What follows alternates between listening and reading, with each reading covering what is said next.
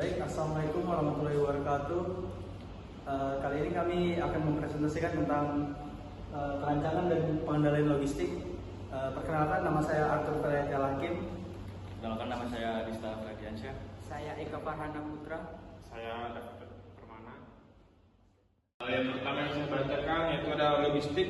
Pengendalian logistik yaitu proses perencanaan, pelaksanaan, dan pengendalian terhadap aliran barang, jasa, dan informasi dari titik asal ke titik konsumsi secara efisien dan efektif untuk memenuhi kebutuhan pelanggan.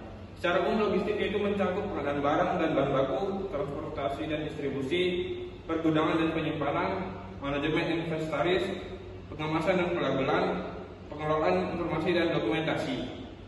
Berikutnya yaitu manajemen logistik adalah proses perencanaan, pelaksanaan, dan pengendalian yang terintegrasi terhadap seluruh aktivitas logistik, mulai dari pengadaan bahan baku hingga pengiriman produk akhir ke konsumen, dengan tujuan mencapai efisiensi biaya dan kepuasan pelanggan. Komponen utama manajemen logistik yaitu adalah perencanaan kebutuhan, pengadaan, transportasi dan distribusi, manajemen gudang, manajemen inventaris, pengemasan dan pelabelan, teknologi informasi dan logistik, dan yang terakhir yaitu layanan pelanggan. Yang kedua itu sistem logistik. Sistem logistik adalah jaringan organisasi, orang, aktivitas, informasi, dan sumber daya yang terlibat dalam aliran fisik produk dari pemasok ke pelanggan. Ada juga komponen sistem logistik. Yang pertama itu planning atau perencanaan kebutuhan. Tujuannya menentukan berapa banyak barang yang dibutuhkan, kapan dan di mana. Alat bantunya itu ada forecast, material requirement planning, dan distribusi requirement planning. Yang kedua, inventory control, pengendalian persediaan.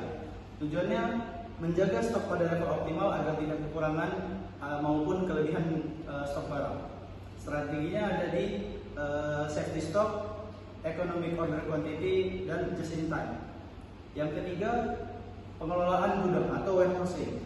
Tujuannya menentukan lokasi, ukuran, layout, dan pengelolaan operasi gudang. Fungsinya penyimpanan, pengemasan, cross docking, konsolidasi. Yang keempat ada transportasi, memilih transportasi yang tepat, darat, laut, udara, atau pakai kereta. Pertimbangannya ada biaya, kecepatan, dan keandalan. Yang kelima itu pengendalian informasi atau information control. Sistem informasi logistik membantu tracking barang, monitoring level persediaan, integrasi data antar bagian. Yang keenam, pelayanan pelanggan atau customer service. Tingkat pelayanan harus sesuai dengan yang dijanjikan. Ukuran, waktu siklus pesanan, akurasi pengiriman, dan kecepatan respon. Setelah itu tujuan sistem logistik. Tujuan utama sistem logistik adalah efisiensi biaya, meminimalkan total biaya logistik dari inventory, transportasi, dan penyimpanan. Efektivitas pelayanan memenuhi kebutuhan pelanggan tepat waktu, tepat jumlah, dan tepat kualitas. Fleksibilitas mampu menyesuaikan perubahan permintaan dan kondisi pasar. Visibilitas dan transparansi melalui sistem informasi yang akurat dan real time. Yang terakhir adalah kesimpulan. Kesimpulan sistem logistik adalah tulang punggung rantai pasok yang harus direncanakan dan dikendalikan secara terintegritas. Mata kuliah perencanaan dan pengendalian logistik mengajarkan bagaimana merencanakan kebutuhan logistik secara akurat, mengendalikan aliran barang dan informasi, menjaga biaya rendah sambil memenuhi kepuasan pelanggan. Berikutnya adalah sistem logistik dan sistem supply chain. Definisi sistem logistik adalah proses perencanaan, pelaksanaan, dan pengendalian aliran barang, jasa, dan informasi dari asal ke pengguna akhir. Sedangkan sistem supply chain jaringan menyeluruh dari perusahaan yang memproduksi dan mendistribusi produk pada pelanggan. Fokus utama dari sistem logistik adalah pengelolaan pengangkutan, penyimpanan, dan distribusi barang.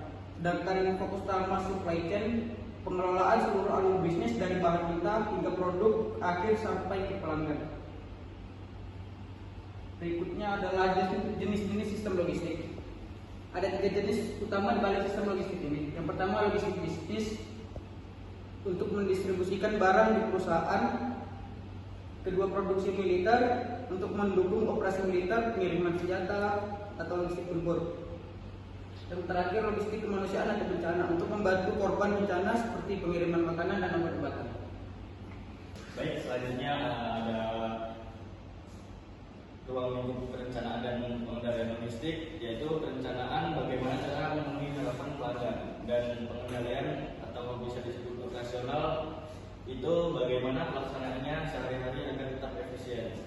4 area penting, yaitu yang pertama ada manajemen pembelian, yang kedua ada manajemen persediaan, dan yang ketiga ada manajemen. Baik, sekian presentasi kami tentang perencanaan dan pengendalian logistik.